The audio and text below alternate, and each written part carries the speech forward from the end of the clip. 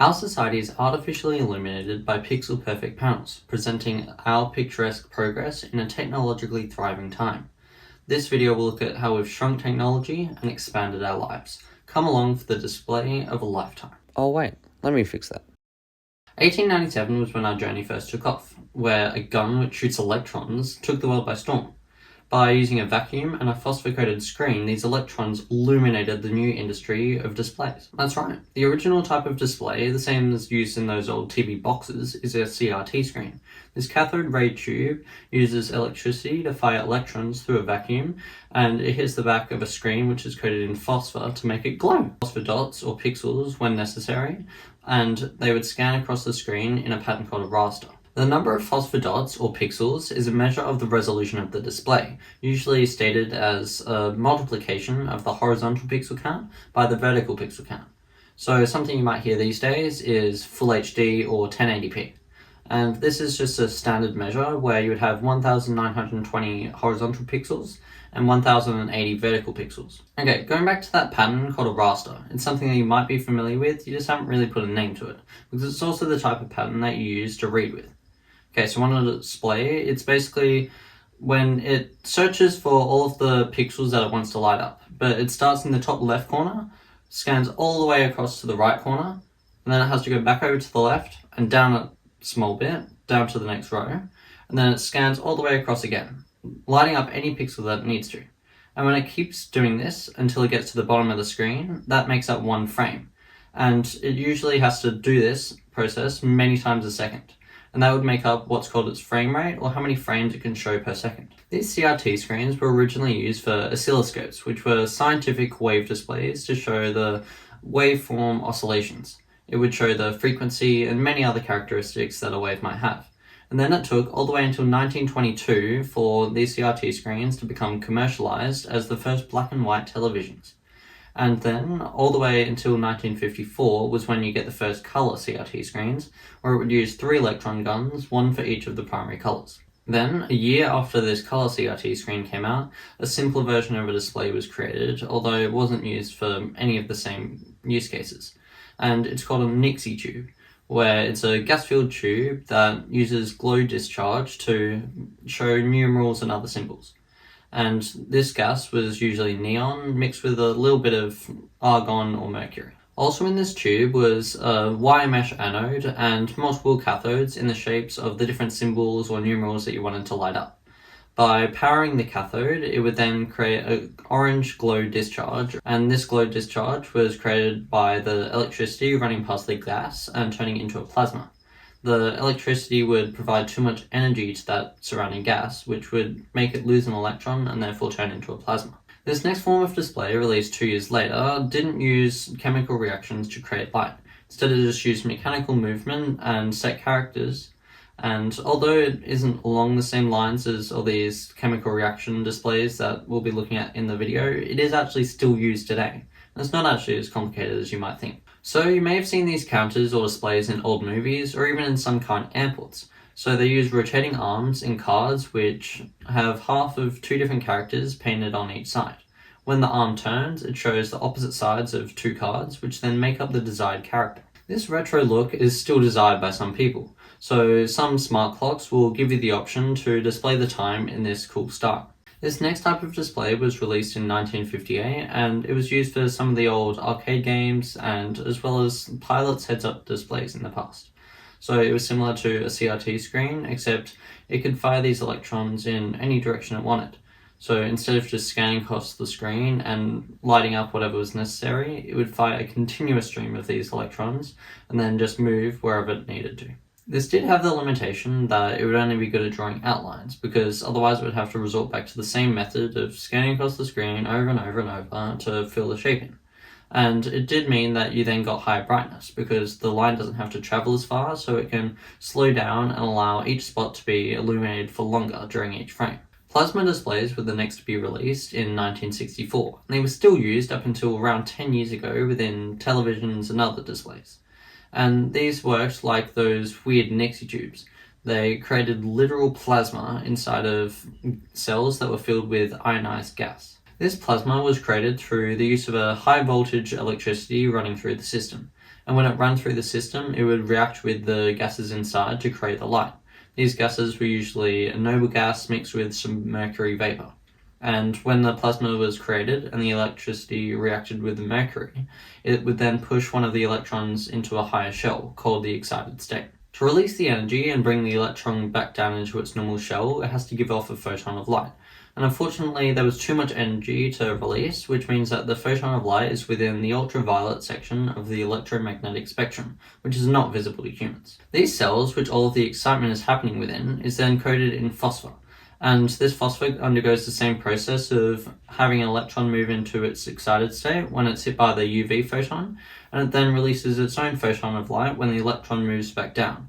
And unfortunately, 60% of this is within the infrared section of the electromagnetic spectrum, but this other 40% is finally within the visible spectrum that we need. There are 3 of these cells per pixel, which make up each of the primary colors that we use to make our images. 4 years later, we reach the invention of the modern display technology, LED displays. These light-emitting diodes within the displays were invented 41 years before, but weren't used practically until 1962, and even then, they could only produce infrared light, so they were used in things such as television remotes. So, these LEDs work through the use of electroluminescence, where material emits light when it's presented with an electric current or it's within an electric field. And it works the exact same as we were just talking about, where when an electron receives energy, it moves up into an excited state, and then it releases the energy as photons of light when it moves back down to its ground state. LED displays were originally just used as a term to describe what type of backlight the display had, because most LED displays were just this next type, but it used LEDs to illuminate the back of the display. This next type of display is called an LCD, which is another term you may still hear out in our modern world.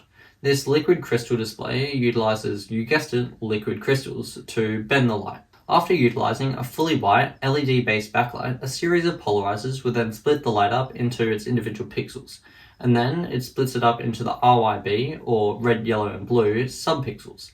And then the light is bent by the liquid crystals, which are arranged in a helix-like pattern. To understand how this works, we have to understand how light acts as a wave. It's pretty easy in 2 dimensions, but once you think about how they can be in any rotation and facing in any direction in 3 dimensions, it then gets a little bit hard to understand. So what we use is polarizers, which are materials that are made in a specific way, which means that light only orientated in a specific direction can pass through it. How displays use this is by having 2 sets of polarizers on either side of the liquid crystals, but they're orientated at 90 degrees. This means that the only way that light can get through the second polarizer is if it's bent by the liquid crystals. This means that if we can control how the crystals bend the light, then we can control how much light gets through. And we have in fact done that. We've figured out that by applying voltage to each of these pixels within the crystal layer, we can then reorientate the crystals and control how much light gets through, and therefore the brightness of that pixel. LCDs have 3 different variants which just align their crystals in different orientations to achieve different sets of benefits, including response time, color accuracy, and viewing angles. And these different types are called TN for twisted pneumatic, VA for vertically aligned, and IPS for in-plane switching. The last fully novel innovation came only 19 years ago, and it's called electronic paper. It's kind of a step backwards in the race to have the sharpest and most beautiful displays, but it is a lot more power efficient. So it's made up of black microcapsules filled with white electronically charged particles. This is able to show different shades of grey through attracting the particles to the top of the microcapsules. And when they're at the top, the white shines through. But when they're back down at the bottom, you can only see the black paint on the outside of the microcapsule. Okay, coming to the present now. As you may know, there's loads of different types of displays floating around the market, and they pretty much all have LED in the name, but it isn't always just LED. Sometimes it might be QLED, Mini LED, OLED, Micro LED, or even AMOLED. So QLED isn't a completely different technology, it just uses a blue backlight instead of a white backlight, and this reduces the need to take one of those extra colors out of the usually white light. And it then uses a quantum dot enhancement layer to pull relatively pure red and green light out of this blue source. Mini LED is another iteration on the backlight, because it's broken down into thousands of small sections which can each be individually controlled. It saves battery when the screen is mostly black, because not as much of the backlight needs to be constantly on. This also increases contrast, because you don't have the usual grey haze over the whole screen from the backlight being on. but it will introduce a new problem called blooming, where a small section of the backlight that's around small dots will be on, creating a haze there. Apple has recently incorporated this mini LED into their phone and laptop displays, mixing it with QLED to try and increase the quality of these displays. OLED is the one that everybody's talking about in the media, and it takes shrinking the backlight to a whole new level. It shrinks the backlight down to each individual pixel, which means that it reduces the need for the liquid crystal layer, which usually would have to be used to block out the light in the pixels that it wasn't needed. This is possible through the use of an organic material which can conduct electricity, and it's sandwiched between two electrodes so that when electricity passes through it, it creates light through the same electroluminescence that we've been talking about. And the outside electrode has to be transparent to visible light, that way the light can escape the display. Micro LED is essentially the same concept, except it uses inorganic materials. It can reach brighter images without actually experiencing the same issues with burn-in, which is where if an image is shown for a long period of time, it will essentially burn into the glass on the front of the screen and create a faded image over the top of whatever you then change the screen to. AMOLED is essentially the same as OLED, except it uses a different method to power each pixel. It uses an active matrix, which gives a better and more efficient way to control each of the pixels. Unfortunately, AMOLED displays don't get as high of a maximum brightness as other displays, so Samsung has come up with their own Super AMOLED technology, where they try and reduce the space between each layer, and also integrate some of the features such as the touch-sensitive layer into the actual display, instead of placing it on top. My next video will be explaining how touchscreens and other touch-sensitive technology works, so keep an eye out for that. The last thing to talk about is the future of display technology, and we don't currently have new technology that we're trying to work towards because OLED has been like the king of the industry for a while. All companies trying to move towards using it within their own tech. So this means that the future holds more minor upgrades to other aspects of the display, which might be trying to raise the maximum brightness without creating too much heat, or reducing the amount of layers within the display so that they can become thinner and more efficient.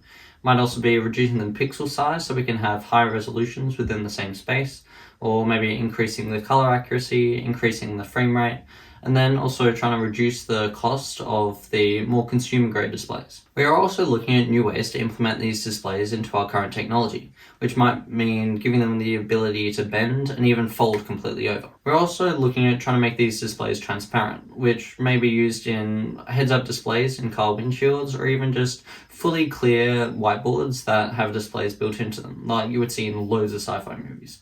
And all the current transparent displays are made out of OLED technology because they don't need that backlight panel behind them to produce the light. Although VR, virtual reality, is not a new concept, we're still very much in the development stage. There's still loads of companies trying to come up with new concepts and software, and there's also lots of people trying to work towards making the pixels in displays smaller so that we can have sharp displays which sit in tiny goggles like 5 to 10 centimeters away from your face. That's all for me today. I've been Tom, and I'm signing off in yet another Tom's Tech Tips video. See ya!